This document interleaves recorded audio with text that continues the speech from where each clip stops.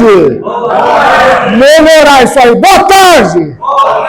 Melhorou o ânimo, meu. Pô, Polícia Civil do Estado de São Paulo, pô, invicto. Rumo à aprovação, não é isso? Amém, irmãos? Amém. Ih, tá tudo xoxo aí. É o quê? Foi feijoada no almoço? Pessoal, direito constitucional, vamos dar continuidade em nossos estudos, direitos sociais. O artigo 6º da Constituição estabelece direitos sociais, mas antes da gente colocar quais são, vamos escrever o seguinte, né? O que eles representam? Escreva aí direitos sociais, vamos escrever o que ele representa. O que eu quero que vocês coloquem aí? Os direitos sociais, eles representam um serviço. Os direitos sociais representam um serviço ou um benefício. Os direitos sociais representam um serviço ou benefício concedido pelo poder público. Os direitos sociais representam um serviço, né, ou um benefício concedido pelo poder público à população. Ponto. Isso é suficiente. Então a gente já sabe que são os direitos sociais. É o Estado fazendo alguma coisa, a gente chama de direito prestacional. O Estado faz alguma coisa pela população. O artigo 6º, ele vai enumerar quais são os direitos sociais, que se a gente ler dessa forma, a gente acaba pegando um sono pós-almoço, né? Ao invés disso, a gente faz um mnemônico, né? Ó, faz um mnemônico para suprir todos os direitos sociais, né? Nós temos aqui uma dica, ó, é o temos lápis demais. Opa, perdão, demais. Esses são os direitos sociais. Vamos preencher rapidinho isso aqui? Se há um serviço ou uma comodidade, um benefício concedido pelo poder público, como que se manifestam esses direitos sociais? Ó, os direitos sociais, uma espécie de direito social é o transporte. Transporte, trabalho. Vou fazer sozinho? Vai, mais alto, educação. Eu estou de frente à câmera aqui, vocês estão meio... né? Moradia, auxílio à moradia. Auxílio, prestação à saúde. Ó, lazer, com S ou com Z? Porque um dos dois é laser, né? Lazer. Auxílio à previdência. Previdência social. Ok? Auxílio aos desamparados. Auxílio à maternidade. Auxílio à alimentação. Né, prestar alimentação. Auxílio de alimentação. Auxílio à infância. E, bom, acredito que vocês estejam prestando concurso, porque o Estado vai prestar qual serviço para a população? Segurança. Certo? Esses são os direitos sociais estabelecidos na Constituição. Significa que se estão aqui, é porque o Estado tem o dever, é a obrigação do Estado prestar um serviço público melhor, conceder um benefício. Não é caridade não, tá? Não é caridade não. Isso aqui é fruto de pagamento de tributo. Então, quem pensa que direito social é esmola, está errado. Imagina. É obrigação. Quando vai prestar auxílio aos desamparados, não é aos milionários. É pessoas que estão em condições, né, em condição de desamparo. Pessoa que não tem condição da casa própria, um auxílio à moradia. Não tem condição de um convênio, saúde e assim por diante, né? Ok? Olha que curioso. O trabalho que vocês estão vendo aqui, o trabalho é um direito social desde quando, Jefferson? Você sabe? Na Constituição. Não, trabalho não, perdão, transporte. Cara, o transporte virou direito social na Constituição, numa emenda constitucional em 2015. Curioso, né?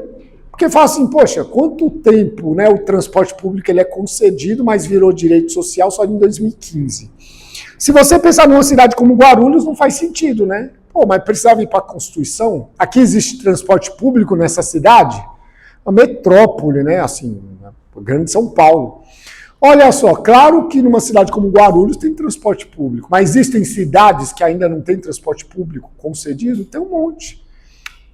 Interior de Minas aqui, 170 quilômetros, tem uma cidade que não tem transporte público. E quem precisa ir do sítio ou fazenda onde mora, 10 quilômetros, 20 quilômetros para o centro da cidade, o que tem que fazer?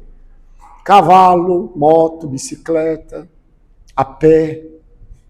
Mas tá, não está na Constituição que o poder público tem que fornecer transporte? Em algum horário, em algum momento tem, está na Constituição. Ok? Falta alguma coisa que deveria estar aqui, na opinião de vocês, e não está? Uma coisa que todo mundo precisa para poder viver hoje, para poder atender a dignidade da pessoa humana? Era para ser um I aqui, tá?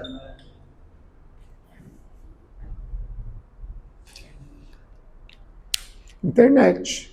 Todo mundo que tem internet aqui na sala paga, não é? Certo? Porque não tem internet gratuita em todo ponto. Mas e quem não tem? Isso não afeta a dignidade da pessoa humana ou não afeta? Porque agendamento de exame hoje você pega pela internet, você faz pela internet. Não é? De exame de saúde. Ou seja, para preservar a sua saúde. Aula. Pandemia veio e as aulas online estouraram. Só podia fazer, aliás, só podia ter aula online em determinado período. Se não tem internet, você não estuda. Ó, isso aqui deveria ser um direito social que ainda não está estabelecido, ok? Terminamos o assunto de direitos sociais. Ah, só uma coisinha. Olha, emenda constitucional 114, ó. Desde 88 já tínhamos 114 emendas lá em 2021. Todo brasileiro em situação de vulnerabilidade social terá direito a uma renda básica familiar, garantida pelo poder público em programa permanente de transferência de renda, cujas normas e requisitos e acessos serão determinados por lei. Observada a legislação fiscal e orçamentária. Como é o nome de programas como esse que a gente conhece aqui? Bolsa Família, que muitos de nós falam, para sustentar vagabundo. Não é nada, é um direito de quem precisa.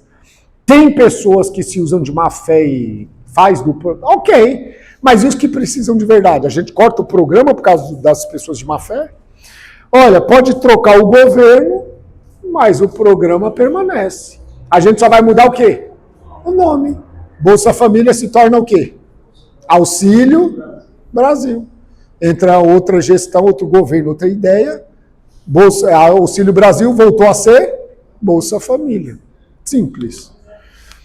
Escrevam aí, então, assunto novo, direitos de nacionalidade. Eu estava na frente de vocês, enquanto vocês estavam preenchendo, eu estou tentando me encaixar aqui na realidade, certo? Nacionalidade. Escrevam aí nacionalidade, vamos tratar de direitos de nacionalidade. Né? Pessoal, lá em 2017 foi revogado o Estatuto do Estrangeiro e entrou em vigor a Lei de Imigração, Lei 13.445, lá em 2017. Ela mudou algumas regras de como se adquirir nacionalidade, né? Vamos colocar aí, o que é a nacionalidade? Escrevam aí, nacionalidade. Nacionalidade. Aqui alguém ainda está preenchendo? Não, acabou? Posso apagar? Nacionalidade, escrevam aí, é o vínculo. Nacionalidade é o vínculo. É o vínculo jurídico e político. Nacionalidade é o vínculo político e jurídico de uma pessoa ao seu país. Nacionalidade é um vínculo, é o vínculo, né? Nacionalidade é o vínculo político e jurídico de uma pessoa ao seu país, ok? Vocês vão pular uma linha e vão escrever assim, né? Como ela é adquirida? Como ela é adquirida? Como a nacionalidade é adquirida? Como ela é adquirida? Bom, ela é adquirida por 2 critérios, né? Como ela é adquirida? Vocês vão colocar aqui, existem 2 critérios, existem 2 critérios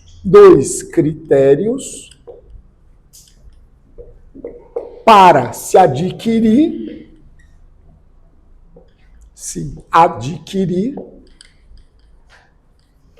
a nacionalidade.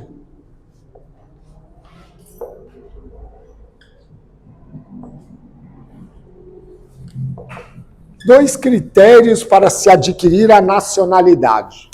Quais são os critérios que existem? O Helenilson já mandou uma. Manda aí, ele mandou as 2, né? Fala aí. Número 1, ius. É jus, perdão. O ius, a gente vai ler jus, tá? Jus solis. São 2 critérios, 2 pontos, né? Aqui, 2 pontos.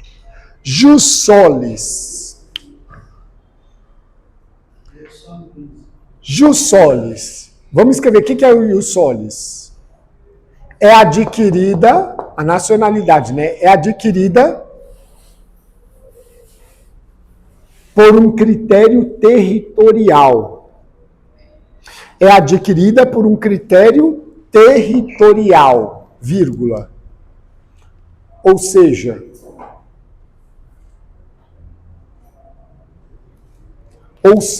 o cidadão que nasce naquele local. E o solis é um critério, né, onde a nacionalidade é adquirida, é um critério territorial, onde o indivíduo ele vai ser nacional daquele país quando ele nascer naquele local, certo? Isso é o ius solis. E nós temos o ius sanguinis. Ius sanguinis. Ius sanguinis é um critério em que o indivíduo, vocês vão colocar o indivíduo, né, o cidadão, ele adquire a nacionalidade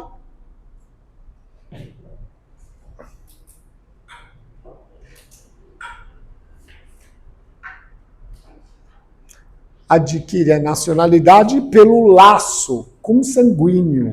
Laço consanguíneo. De parentesco, né? Para colocar consanguíneo / parentesco. É passado de geração para geração, né? Consanguíneo parentesco. Quais os critérios que foram adotados aqui no Brasil? Ius sanguinis ou ius solis? Os 2. Então nós temos, né, tipo, por exemplo, no Brasil, nós vamos ter uma hora a utilização dos critérios de sangue e dos critérios de solo. Quem não adquirir a nacionalidade é chamado pela lei como apátrida. Escrevam uma observação aí. Escrevam assim, ó. O objetivo, uma observação, o objetivo da nacionalidade,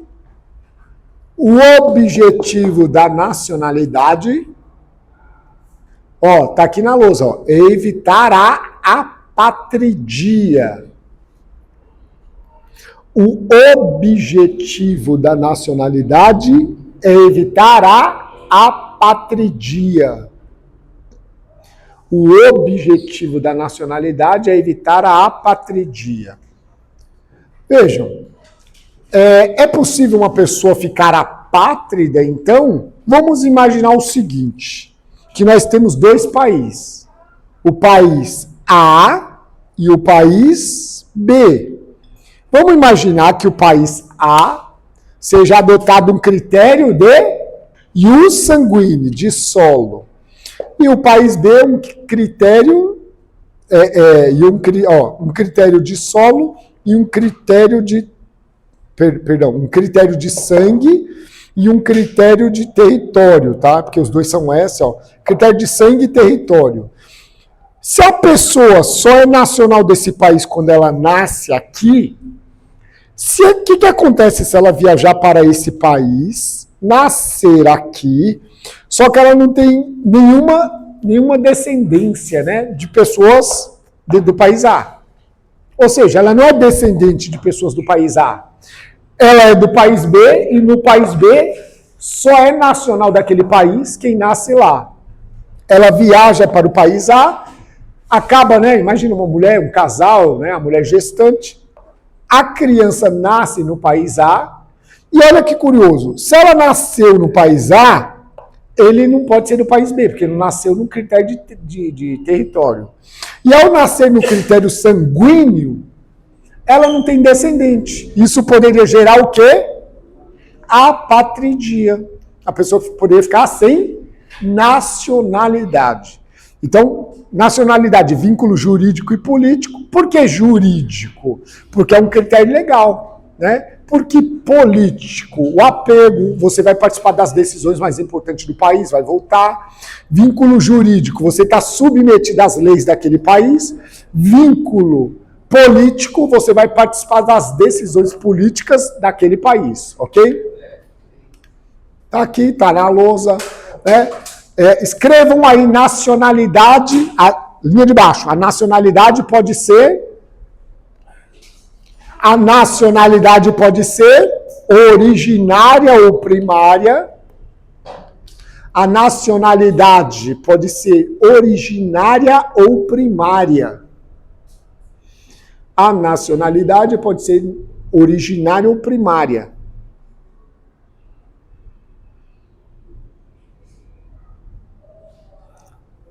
O que é uma nacionalidade originária ou primária? Escrevam aí. É o primeiro vínculo. É o primeiro vínculo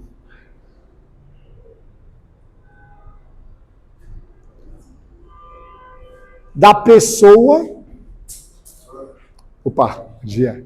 É o primeiro vínculo da pessoa com o seu país. É adquirida pelo. Primeiro vínculo da pessoa com o seu país, vírgula. Ela é adquirida com o nascimento. A pessoa nasceu naquele local e fica vinculada a esse país.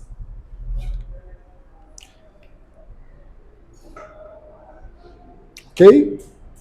É o primeiro vínculo de uma pessoa com o país. Ela é adquirida, então, com o nascimento da pessoa, né? E aí, linha de baixo. Vocês podem colocar número 2, né? Vamos enumerar aqui, ó. Dá uma olhada. Número 1. Número 2. Nacionalidade secundária. Ou adquirida. Pessoal, o primeiro eu ditei originária ou primária, foi isso? Eu ditei originária ou primária, tá certo, né? O segundo, ó. Número 2. Nacionalidade secundária ou adquirida.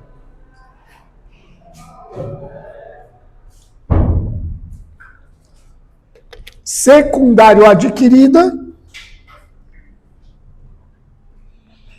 Secundário adquirida é feita por ato de vontade. É feita por um ato de vontade posterior. Ou seja, a pessoa vai adquirir a nacionalidade. É feita por um ato de vontade posterior. Alguém aqui da sala é descendente de pessoas de outros países? Geralmente são europeus, né? De onde? Marrocos. Oh, bacana. E quem mais? De onde, Jonathan? Oi? Português. Amandio? Português.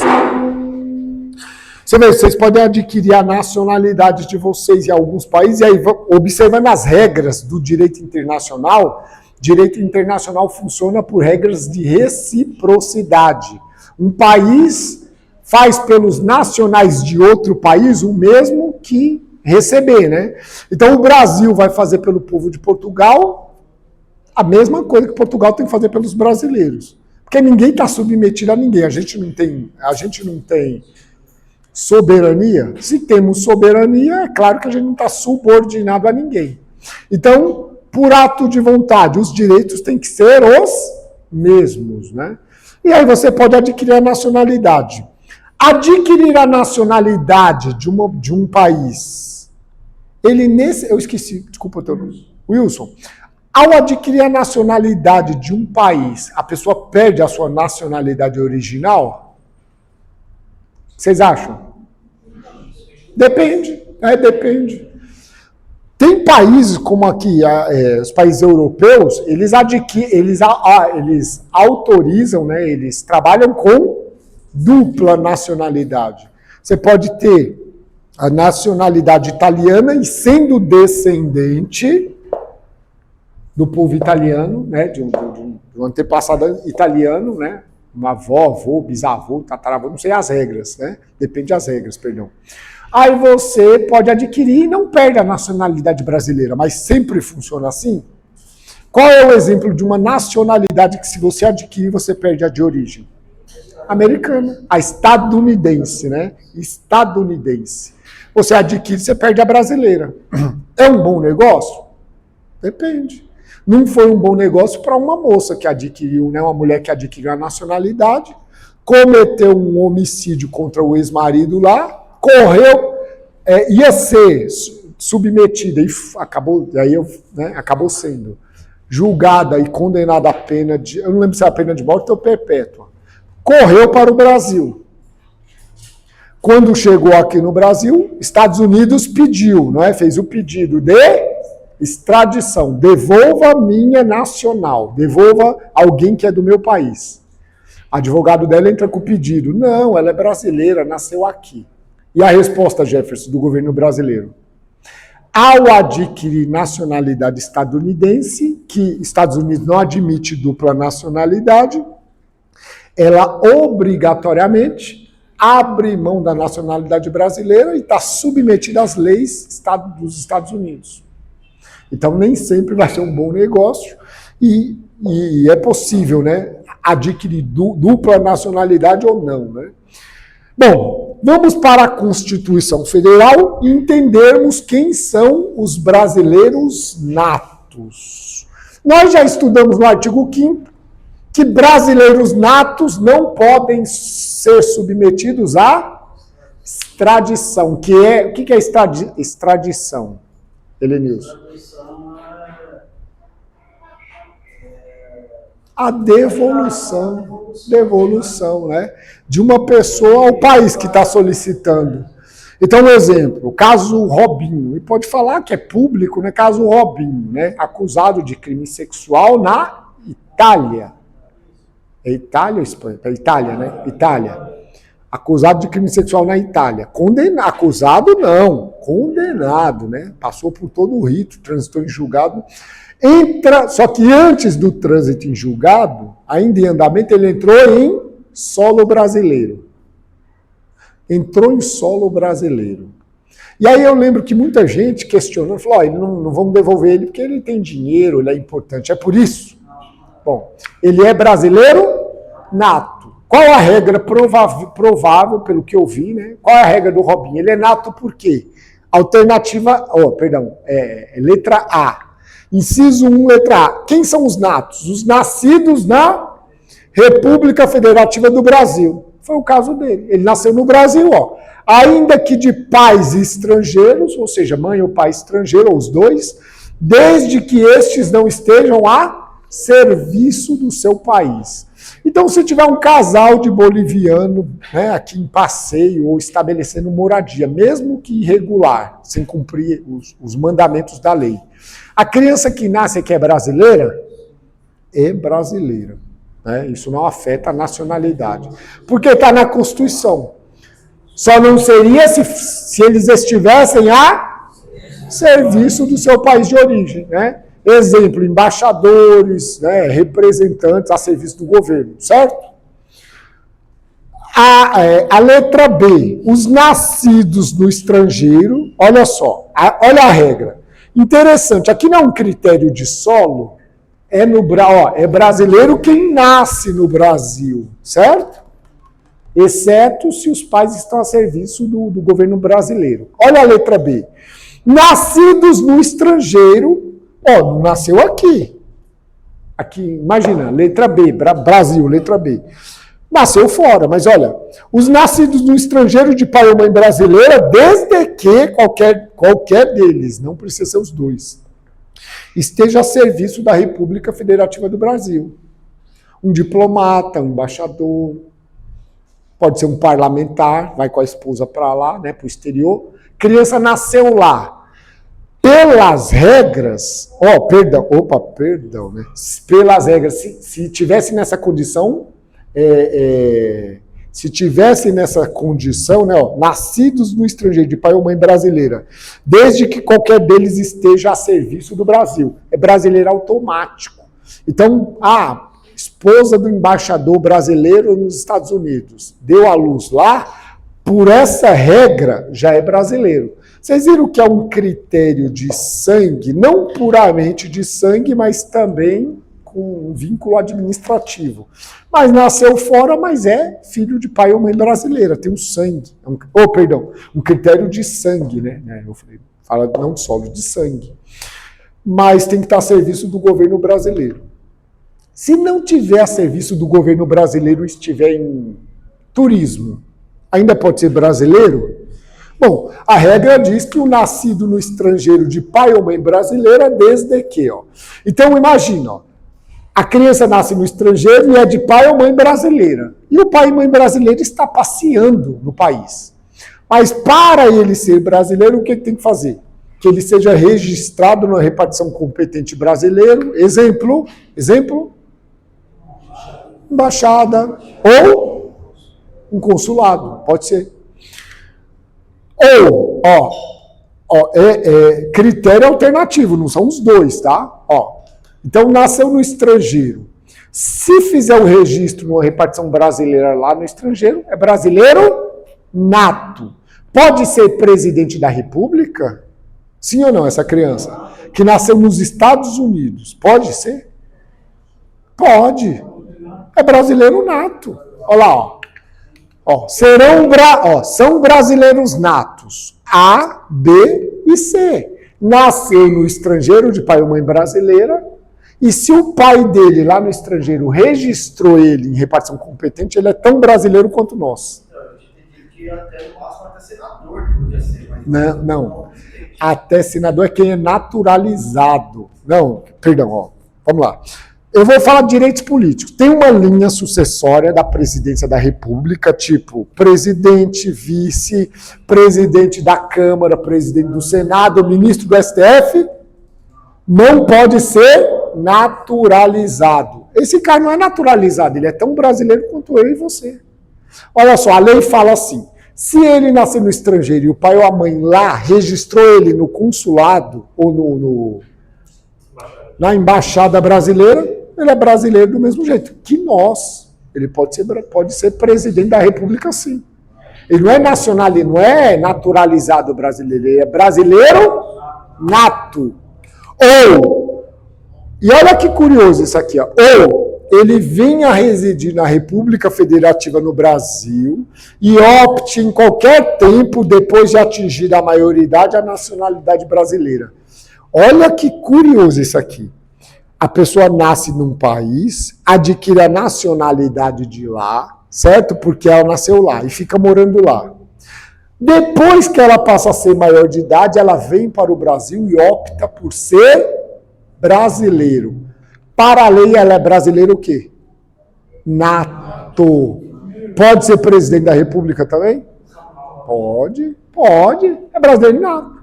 É uma regra, ou ela tem que vir a morar no Brasil, optar. Quando a lei fala assim, optar, se ela for americana, ela nasceu lá nos estadunidenses, nasceu lá. Depois de maior de idade, ela vem para o Brasil, ela vai ter que escolher uma ou outra, porque não pode ficar com as duas. O que é que ela tem que fazer? optar por ser brasileira, porque ela nasceu, não foi registrada na época, opta qualquer tempo depois de atingir a maioridade. Ela pode ser presidente da República também? Pode, é brasileiro nato. Essas regras confundem. Porque, ó, a gente olha isso aqui, o que a gente pensa? Que é naturalização. Não é. É casos de brasileiro nato, ok? Então, tipo assim, ó, você vai perguntar lá, brasileiro nato, sendo brasileiro nato já pode. Já pode, exato. É porque a nossa confusão... O polícia, eu esqueci o nome. O Wellington. Ô, Wellington, porque sabe qual é o problema? Na nossa cabeça, a maior parte, que é o mais comum, quem são os brasileiros natos? Quem nasce no Brasil. Mas tem um monte de regra, tem um monte de exceção. Respeitando a Constituição, certo? Então, ó, não nasceu no Brasil, mas os pais estavam a serviço do Brasil, governo brasileiro, brasileiro nato. Nasceu no Brasil numa viagem de turismo e correu, registrou numa repartição brasileira lá, brasileiro nato. Nasceu lá, ficou morando lá, mas depois de maior de idade, vem morar no Brasil, se estabelecer e opta por nacionalidade brasileira. Vai ser brasileiro nato.